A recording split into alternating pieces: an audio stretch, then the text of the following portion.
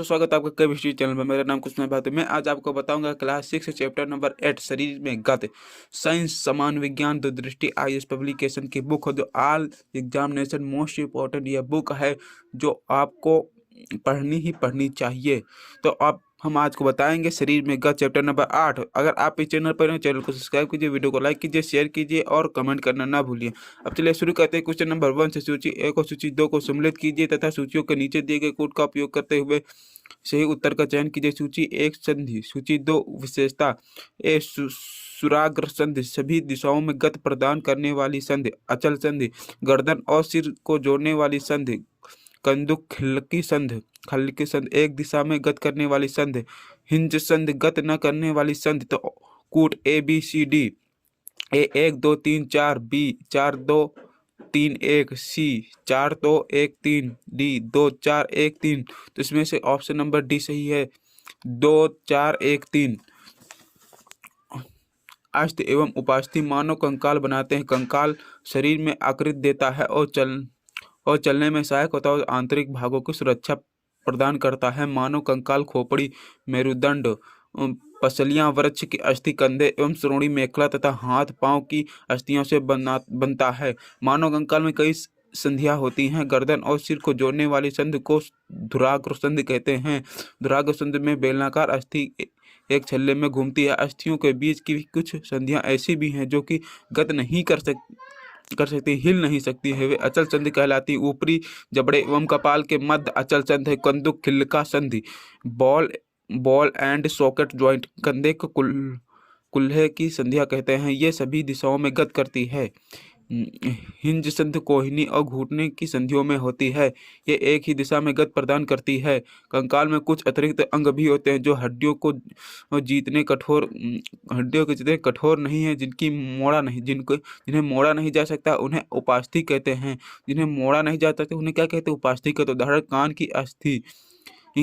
शरीर की संधियों में भी उपास्थि पाई जाती है। क्वेश्चन नंबर 2, मानव शरीर की पेशियों के संदर्भ में निम्नलिखित कथनों पर विचार कीजिए। एक, संकुचन की अवस्था में पेशी छोटी, कठोर एवं मोटी हो जाती है, यह अस्थि को खींचती है। 2, पेशियों के जोड़े एक साथ सिकुड़ने एवं फैलने से अस्थियां गति करती हैं। उपयुक्त कथनों में से कौन सा कथन सही है? यह है ए केवल एक, बी केवल दो, सी एक और दो दोनों, डी ना तो एक ना ही दो। तो ऑप्शन नंबर ए सही, केवल एक।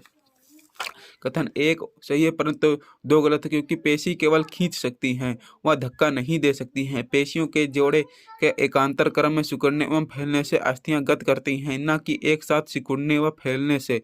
किसी अस्थि को गति प्रदान करने के लिए दो पेशियों को संयुक्त रूप से कार्य करना होता है। जब दो पेशियों में से कोई एक सिकुड़ती है तो अस्थि उस दिशा खींच जाती है। युगल की दूसरी पेशी शिथिल लंबाई से बढ़कर पतली हो जाती है, अवस्था में आ जाती है।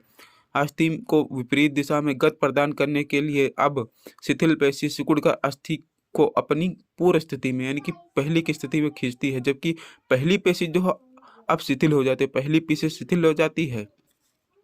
तो क्वेश्चन नंबर 2, केचुए के शरीर में रचना एवं उपयोगिता के संदर्भ में निम्नलिखित में से कौन सा कथन सही नहीं है?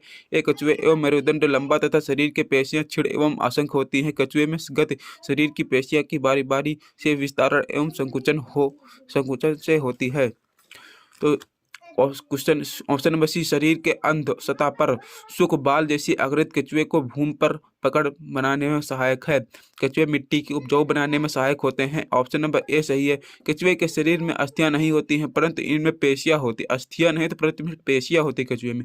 ये पेशियां इसके शरीर के घटने यानी कि संकुचन करने, जब ये चलता है तो संकुचन करता है, बढ़ने जब आगे बढ़ता है तो यह बढ़ जाता है, तो उसे सहायता करते हैं। पेशियों के संकुचन और विस्तारण की प्रक्रिया से ही केचुआ गति करता है। कथन एक गलत है, कथन बी, सी व डी सही है। केचुए के शरीर में छोटे छोटे अनेक संख मिट्टी के उसकी पकड़ को मजबूत बनाते हैं। उसके शरीर में कुछ चिकने पदार्थ होते हैं, ये भी इसके चलन में सहायक होते हैं। कछुए अपने रास्ते में आने वाली मिट्टी को खाते हैं। उनके शरीर अनपचे पदार्थों को बाहर निकालता है। कछुए द्वारा किया गया यह कार्य मिट्टी को उपजाऊ बना देता है, जिससे पौधों को फायदा होता है। क्वेश्चन नंबर 4, केचुए के श्वसन के संदर्भ में निम्नलिखित कथनों में कौन सा कथन सही है? कछुए नासिक ग्रंथियों के द्वारा श्वसन करते हैं।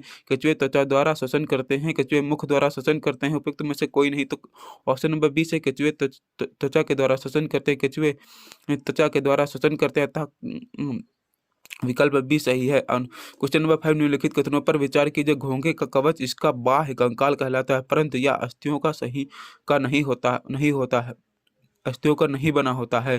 घोंघे की पेशियां पाद चलने से उसकी सहायता करती हैं। यह कवच घोंघे की वजन को संतुलित करता है, इससे भी उसे चलने में सहायता मिलती है।